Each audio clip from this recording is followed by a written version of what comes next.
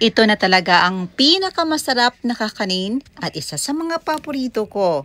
For today's video, magluluto tayo ng langka tupig. Napakasarap nitong ipares sa kape, pang merienda ng buong pamilya. Tara, samahan niyo akong magluto. So tamang-tama naka-harvest tayo dito ng langka at gagawin natin itong masarap na kakanin.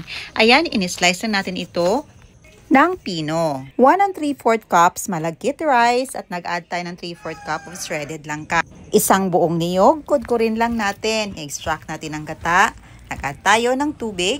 Salain at iset aside. Sa ating langka at flour mixture, nag-add tayo ng pinch of salt, 1 1/4 cups of coconut milk.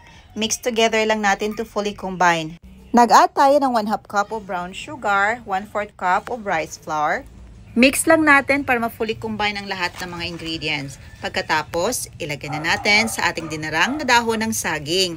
Mga nasa 2 to 3 tablespoon po ang ating ilagay. At isil, itak ang both ends at ulitin lang natin hanggang sa matapos nating mabalot lahat. After a few minutes, ito na nabalot na natin lahat. Ready na natin ang ating paglulutuan. Make sure na na-fully seal natin para hindi aapaw ito. Gagamit tayo dito ng induction cooker at non-stick pan. Papainitin na natin ito for about 3 minutes before natin isalang. Pagkatapos, paisa-isa nating isalang ang ating mga tupig. Ilutuin natin ito. Takpan for about 8 minutes and pagkatapos ng 8 minutes, i-flip naman natin ang kabilang bahagi nito para maluto naman ang other side nito. Lutuin again for about 8 minutes. Lutuin lang natin ito ang pagkaraan ng mga 8 minuto. Ito na, luto na at ready to serve na ang ating napakasarap na langka tupig. Napakabango nito. I-serve na natin. But before that, papalamigin muna natin ito before natin i-serve.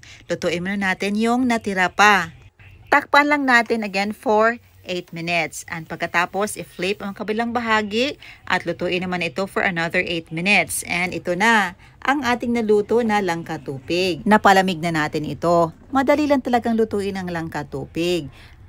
And in just a few minutes, ito na. Makakain na tayo ng masarap na merienda. Syempre, tikman natin.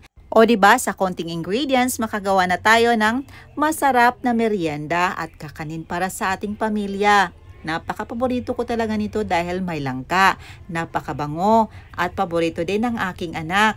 Ayan lang po. Salamat sa panonood. See you in my next vlog. God bless you all and stay safe everyone. Bye and enjoy!